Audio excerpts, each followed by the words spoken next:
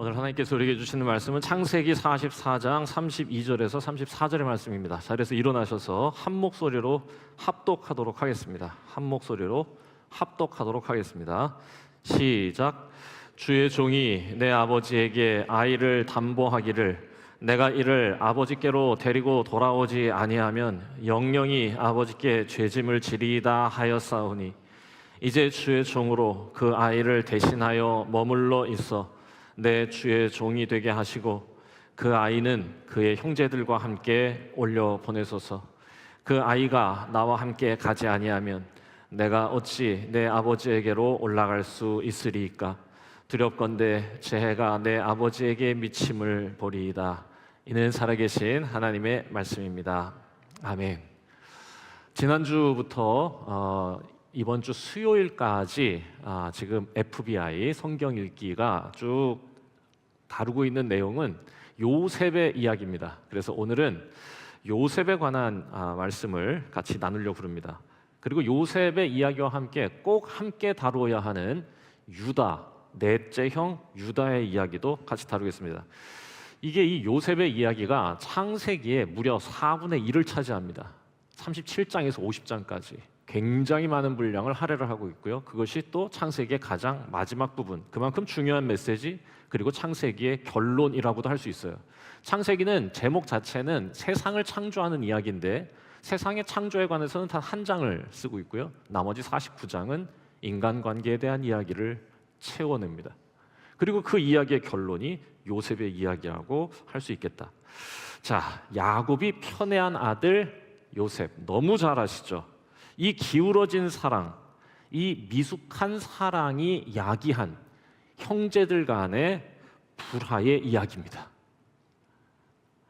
부모의 기울어진 사랑, 아마도 야곱은 내가 너무 사랑해서 그런 거야 라며 스스로 아마 변명하고 있었을 겁니다.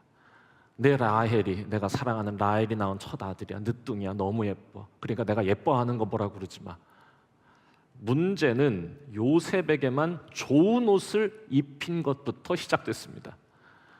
그 편애로 요셉에게만 좋은 옷을 입힙니다.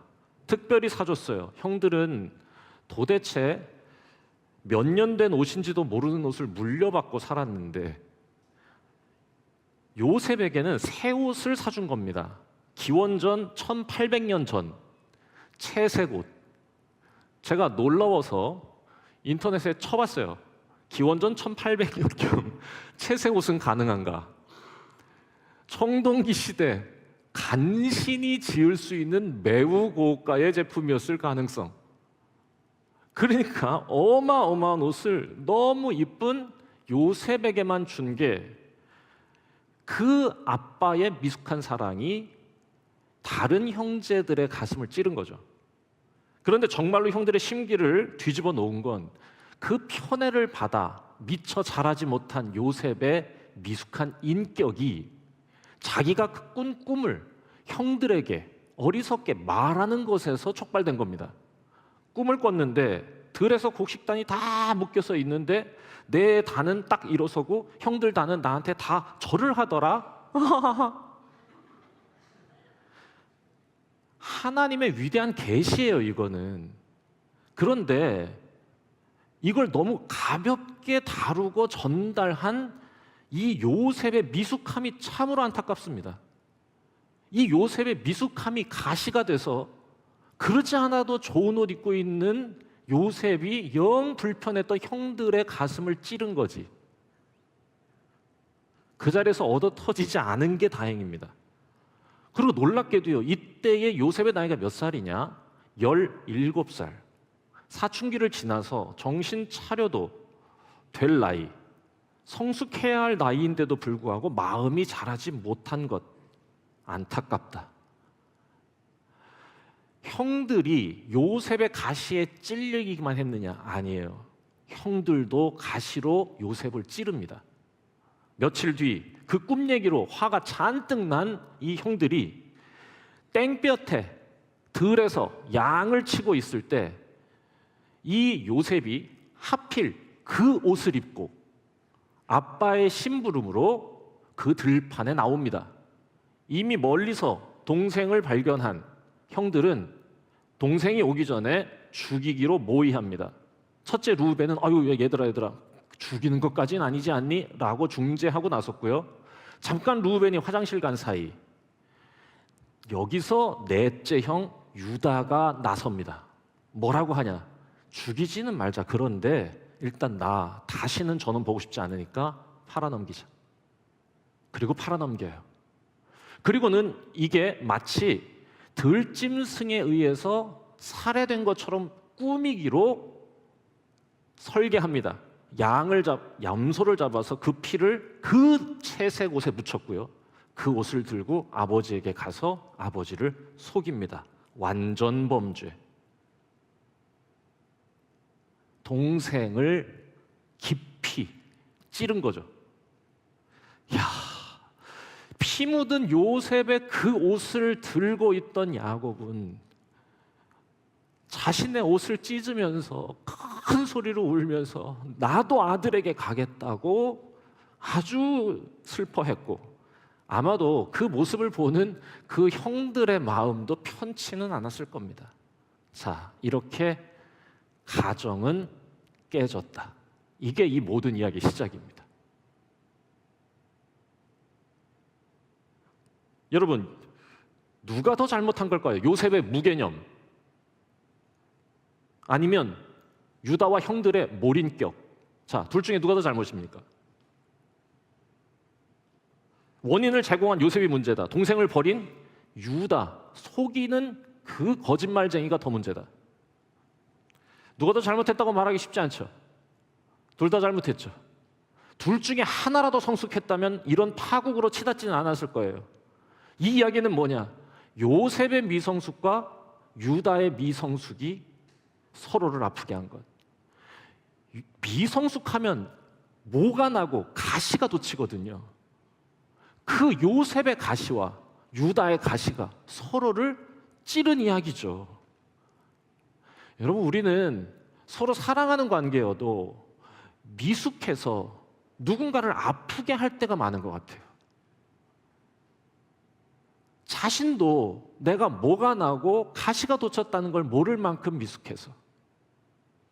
그냥 가벼운 얘기를 하자면, 저에게는 사촌 동생이 7명이 있습니다. 나이 차도 굉장히 많이 납니다. 6살부터 시작해서 18살까지 차이가 나요. 그 중에 밑에서 두 번째 애 17살인가? 17살인가 16살 차이 나는 아주 애기 있어요. 걔가 저한테 오빠 이러면서 다니던 바로 그 애가 그새 자라서는 저한테 그렇게 연애 상담을 했습니다. 어느 날 대학교를 다니던 그 여동생이 저한테 와서 남자친구가 생겼다고 보고를 하더라고요. 오빠, 나 남자친구 생겼어. 야, 너무 좋다. 그 뒤에 그 남자친구를 소개하는 것이 적절치 않아요. 근데 엄청 못생겼어. 이거는 그래서 제가 말했어요. 집에 거울 없어? 라고 얘기했습니다. 옳지 않거든요. 그렇죠. 항상 사람들 다 겸손하고 다 아름다운 사람들인데 5년쯤 사귀었을까? 추석날 모였는데 헤어지겠다고 하는 거예요. 제가 제 사촌 동생의 성격을 알아요. 저 같아요. 그렇게 좋은 성격이 아니야. 분명히 상처를 줄 성격이에요. 그래서 제가 물었어요. 편의상 그 남자친구의 이름을 과거, 현재, 미래에서 현재라고 하겠습니다.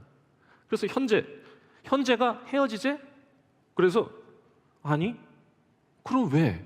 그랬더니 그 제 사촌 동생이 뭐 이런저런 이유를 막 블라블라 막 얘기해요. 되게 이상한 이유예요. 그래서 제가 뭐라고 그랬냐? 들어보니 그 현재 참 좋은 애다. 네가 미숙한 거야. 현재 아프게 하지 마. 야, 그랬는데요, 제 동생이요, 참 착하지. 제 말을 또 듣고는 연애를 또 이어갔어요. 그리고는 결혼 날짜를 잡고 왔습니다. 그리고 남자친구를 데리고 왔어. 드디어 만난 겁니다.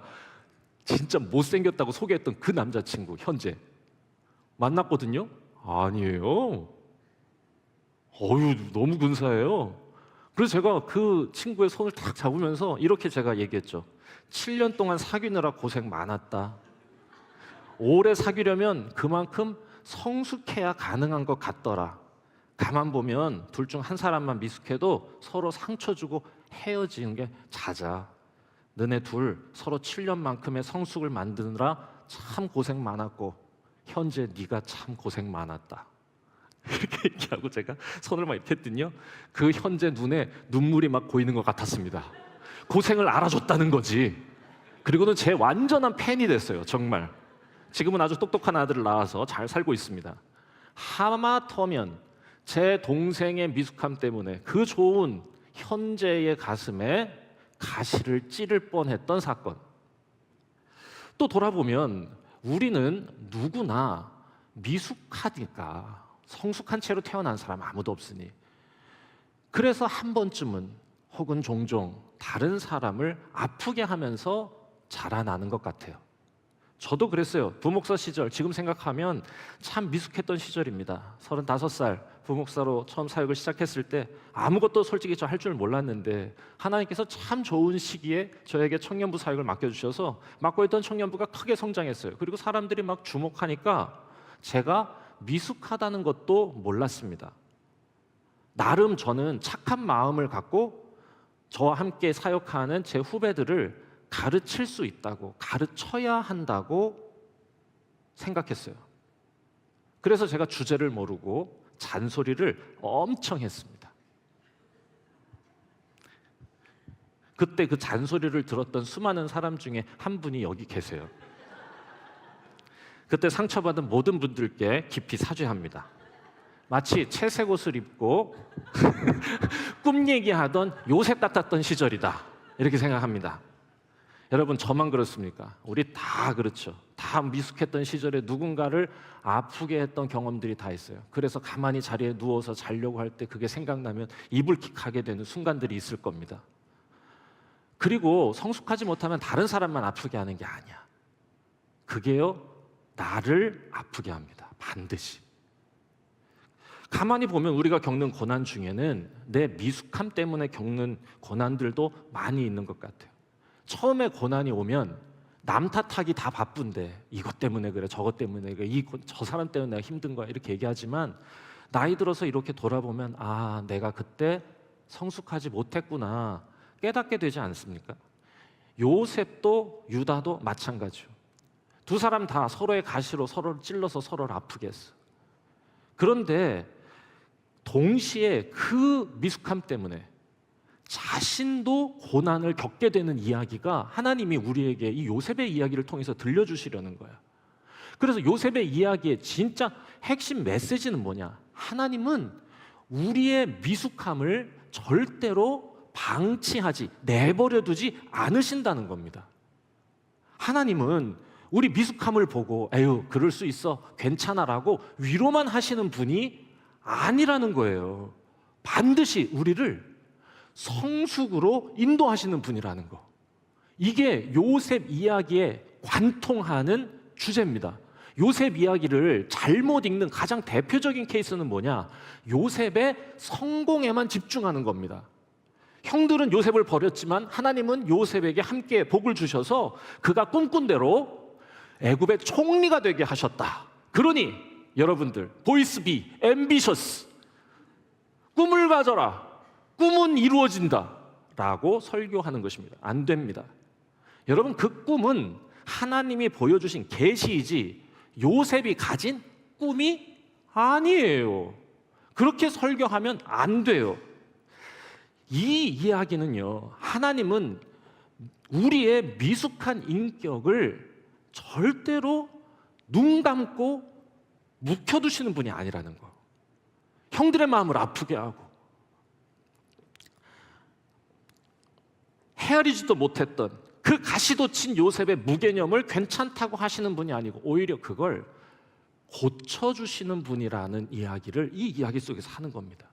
마치 흑암과 혼돈이 가득한 세상을 빛과 질서의 세계로 채우셨던 하나님이 미숙하고 모가 나고 가시 돋쳤던 인생을 아름답고 꽃피는 인생으로 빚어주시는 창조의 이야기 같은 거죠. 하나님은 그런 분이라고 하는 것. 그래서 징계하시는 겁니다. 그러면 안 된다고. 어떻게 징계하시느냐? 고난을 통해 징계하세요. 심판이 아니라 징계예요. 고치시려는 거예요. 고난을 통해 우리가 잘할 수 있는 성숙의 기회를 주시는 거예요. 이 말이 정말 듣기 힘든 말이에요. 힘들어요. 저도 전하면서도 힘들어요.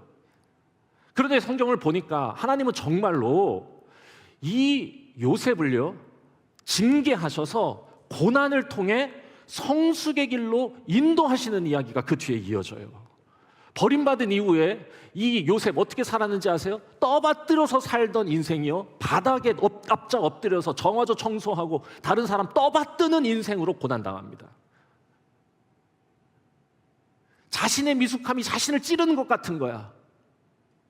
바닥에 엎드려서 청소하는 인생이에요. 힘들었겠죠. 아마 처음에는 엄청 형들 탓했겠지요.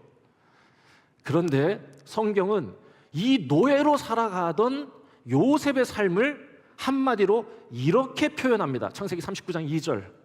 여호와께서 함께 하심으로 형통한 자가 되었다. 하나님이 함께 하심으로 그는 성공했다라고 읽혀지지만 솔직히 저기 형통이라고 쓰여진 단어는 짤라흐, 앞으로 나아가게 하신다, 전진하게 하신다, 더 나은 사람이 되게 하셨다라는 뜻입니다.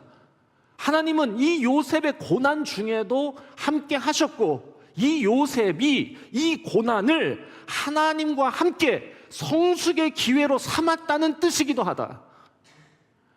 하나님과 함께 이 고난을 성숙의 기회로 삼아 더 나은 사람이 되게 하셨다. 여러분, 요셉이 하나님을 찾아갔을까요? 아니요. 하나님이 요셉을 찾아오신 것입니다. 그 자리에. 항상 우리가 하나님을 찾는 속도보다 하나님이 우리를 찾아오시는 속도가 훨씬 더 빠르다는 걸 우리는 잊지 말아야 됩니다. 그렇게 나를 찾아오셔서 우리를 붙드시는 거야. 하나님이 그렇게 함께 하셔서 요셉은 정말로 신실하고 성실하고 탁월한 사람으로 성장합니다. 버림받음으로 오히려 하나님 안에서 옳은 방향으로 성장한 것, 이걸 하나님이 보여주시려는 거예요. 그 못났던 요셉이 그 고난의 과정 속에 나를 빚으시는 하나님과 함께 성숙의 기회로 삼아 그의 작품이 되어갔다. 그러면 유다는 어떻게 됐을까? 동생을 노예로 팔아넘기고 아버지를 속였던 그 유다는 하나님이 어떻게 했을까? 여러분, 하나님은요, 유다도 포기하지 않으세요. FBI 하시는 분들 성경 읽으면서 도대체 38장은 도대체 무슨 얘기인가? 유다와 다말의 이야기가 나오는 건데 이건 도대체 왜 들어간 것인가? 당황하셨을 텐데 유다도 포기하지 않으시는 하나님의 이야기. 유다에게도 고난을 통해서 그 유다의 미숙함을 새롭게 빚어주세요. 동생을 버렸죠, 유다가. 아버지의 마음이 되게 하시는 거야. 야, 요셉을 잃은 야곱의 마음을 너도 알으라고 하나님께서 거울 치료하세요. 동생을 버린 유다가 자신의 아들을 잃습니다. 그리고 아버지를 속였지요. 염소 피로 속였던 유다가요, 똑같은 방법으로 며느리 다말에게 속아서 며느리와 성관계를 하고 자녀를 낳는 수치를 당하게 합니다. 충격적인 이야기죠. 충격적인 이야기. 자, 그런데 여기에서 그 수치 앞에서 유다는 자신의 미숙했던 모습을 발견하고 깊이 반성합니다. 창세기 38장 26절입니다.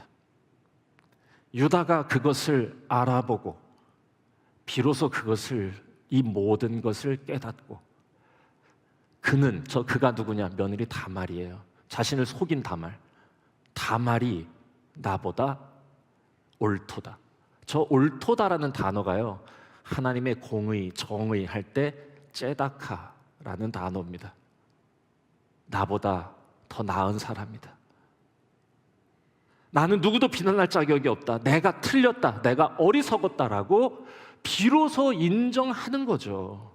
아들을 잃음으로, 수치를 당함으로 성숙의 기회를 얻은 것. 아니, 성숙의 기회가 왔을 때 겸손히 그것을 성숙의 기회로 삼은 것. 너무 감동적인 이야기. 그렇게 20년이 지나고 드디어 이 모든 이야기의 결론, 하나님은 그렇게 어른이 된 이 형제들, 요셉과 형제들을 다시 만나게 하시는 이야기. 여러분, 여기가 이 모든 이야기의 가장 중요한 부분입니다. 20년이 지나서 17살에 팔려간 요셉은 37살에 이 애굽의 총리가 됐고요. 22살에 넷째 형 유다, 20년이 지나 42살에 중년이 되었습니다. 애굽의 총리가 된 요셉은 풍년에 많은 곡식을 거두어 들여서 온 세계가 가뭄이 들었을 때 그 사람들에게 곡식을 파는 그 일을 하고 있었을 때 그 이스라엘에서 형들이 곡식을 구하기 위해 애굽에 오게 됩니다. 이때 요셉이 먼저 형들을 알아보고 요셉이 했던 일들이 굉장히 많은 장에 걸쳐서 계속 반복돼서 나오는데 되게 이상한 행동을 해요. 마치 이해가 안 되는 이상한 행동을 합니다. 진짜 마치 골탕 먹이려는 것 같아요. 나 그렇게 힘들게 했지? 오케이, 당해봐 라는 식으로 보여요. 뭐냐? 설명해 드릴게. 첫 번째 딱 왔어. 딱 알아봐. 그리고는 이렇게 합니다. 뭐 이런저런 얘기하다가 동생이 있다고 베냐민만 빼고 10 형들이 왔거든요. 그러니까 자기 동생 보고 싶으니까 베냐민 데리고 안 오면 너네들 간첩으로 몰아가지고 내가 혼내줄 거야. 일단 곡식 줄 테니까 다음에 동생 데리고 와. 시므온, 너는 여기 잠깐 인질 갔다 와 라고 시키면서 보내면서 그 곡식값으로 냈던 돈을 자루에다가 숨겨서 보냅니다. 집에 가가지고 곡식을 다 풀다가 거기에 자기가 냈던 돈이 딱 들어있는 걸 보고는 형들은 완전 사색. 우리는 애굽의 총리에게 죽겠다. 벌벌벌벌 떨면서 베냐민을 데리고 다시 돌아갑니다. 아버지가 울고불고 난리가 났어. 야, 요셉도 이러는데 베냐민까지 지금 하면 난 못 산다 그랬더니 형들하고 막 얘기 걱정 마세요 하면서 베냐민을 끌고 다시 돌아가는 두 번째 만남.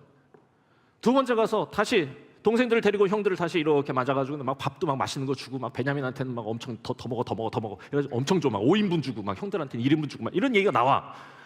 그리고는 다시 음식을 다 챙겨가지고 다시 이 형들을 보내면서 이번에는 진짜 치밀한 완전 범죄를 꾸밉니다. 어떤 범죄냐? 베냐민이 훔친 것처럼 보이게 하기 위해서 베냐민의 짐 속에다가 돈하고 요셉이 쓰는 자신의 잔, 이거 특별한 거야. 총리의 잔, 은잔, 요거를 거기다 숨겨놔. 그러고는 다 가라고 또 환송해서 보냅니다. 그리고는 갑자기 국경수비대에서 불시 검문 딱 잡아. 이미 다 연락해놨어. 잡으라고. 잡아. 그리고는 끌고 와. 그랬더니 이 사람들이 저희는 잘못한 거 없어요. 야, 첩보가 들어왔어. 너희들이 총리의 물건을 훔쳤다는 것 같아. 저희가 왜 그런 일을 하겠습니까? 저희가 왜 죽으려고 그 일을 하겠습니까? 그거 없습니다. 여러분 어떻게 됐겠어요? 걸리죠.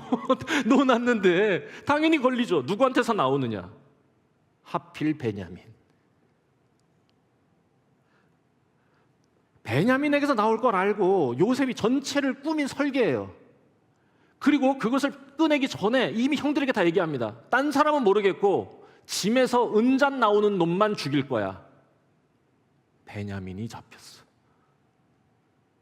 형들이 필사적으로 살려달라고 애원합니다. 아버지한테 했던 약속도 있으니까 죽이지만 말아주십시오. 평생 종으로 살겠습니다.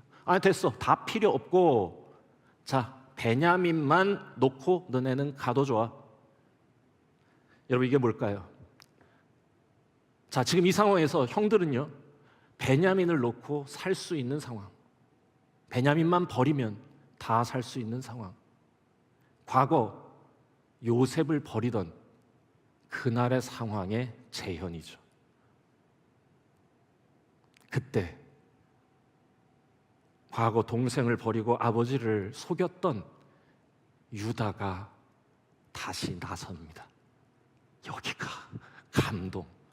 그래서 오늘 우리가 읽은 본문, 그 유다가 요셉에게 하는 말이 우리가 아까 읽었던 창세기 44장 32절에서 34절의 그 얘기입니다. 유다가 이렇게 말합니다. 제가 아버지께 막내 동생을 꼭 안전하게 데리고 오겠다고 약속했습니다.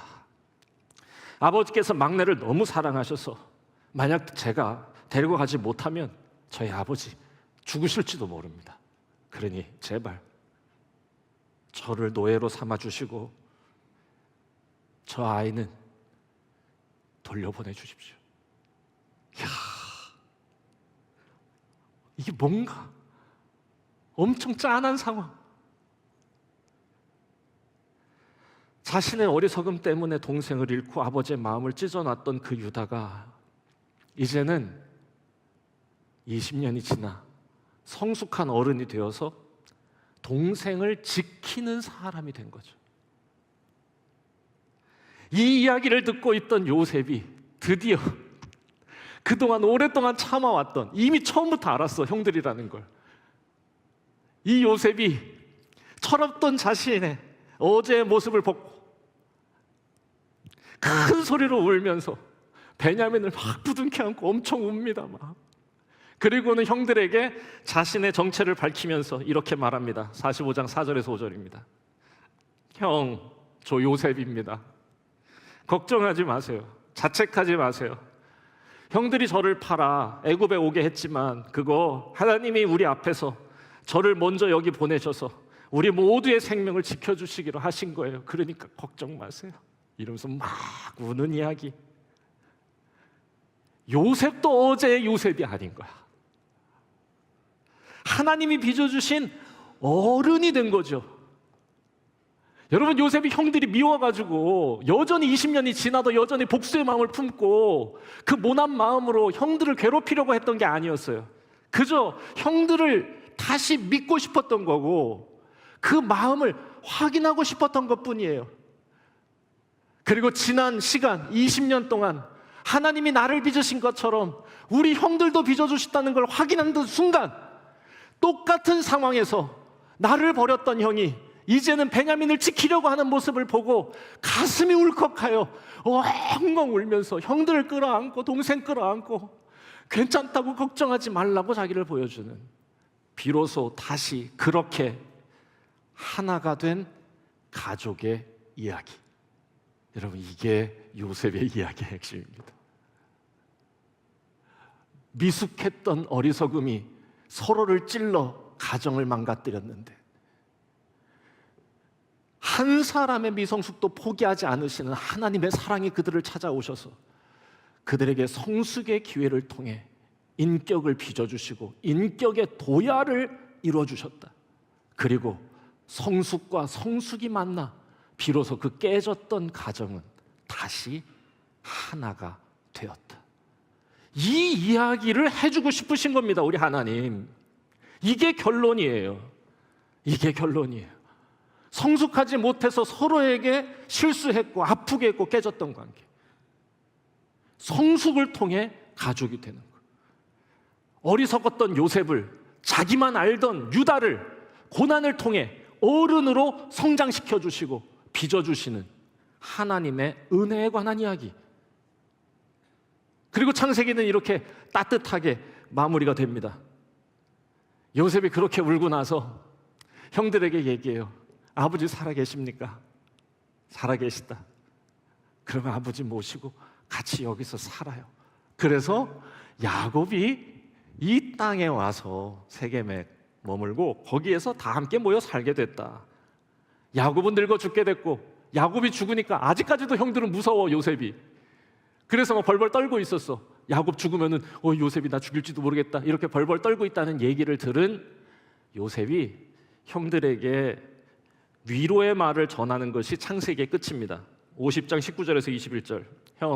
형님들 왜 그래요? 두려워하지 마세요. 제가 하나님을 대신하겠습니까? 형들의 실수를 하나님은 선하게 바꾸셔서 우리 모두가 구원받을 수 있는 기회를 주신 거예요. 그러니까 걱정 마세요. 제가 형들뿐만 아니라 형들의 자녀들까지도 제가 기를 거예요. 따뜻하죠? 이제야 야곱의 가정은 진짜 비로소 이스라엘이 될 준비를 마친 겁니다. 이게 창세기의 결론이야. 그러니까 세상을 빚으신 하나님이 1장, 그리고는 인간을 빚으시고 한 가정, 이스라엘이라는 한 가정을 이루시는 이야기가 창세기의 결론.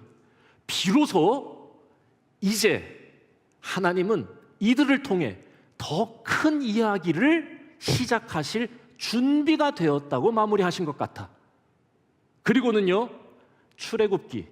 자, 창세기까지는 가정의 이야기였다면 출애굽기는 이제 하나님과 함께하는 이스라엘 민족의 구원의 이야기로 스케일이 커지는 거지. 이렇게 마무리. 이야, 여러분, 이스라엘이 성숙한 인격을 가진 믿음의 공동체가 되기를 간절히 원하시는 하나님의 마음이 여러분 느껴지지 않습니까? 미숙함을 방치하지 않으시는 하나님의 마음이요. 여러분, 미숙함과 미숙함이 부딪히면 가족은 무너지는 겁니다. 성숙과 성숙이 만나야 돼요. 남편의 성숙과 아내의 성숙이 만나야 하고, 형의 성숙과 동생의 성숙이 만나야 하고, 부모의 성숙과 자녀의 성숙이 만나야 합니다. 그래야 참 가족이 되어가는 거야. 때로는 부모의 미숙함이 자녀를 아프게 하는 경우도 많아요.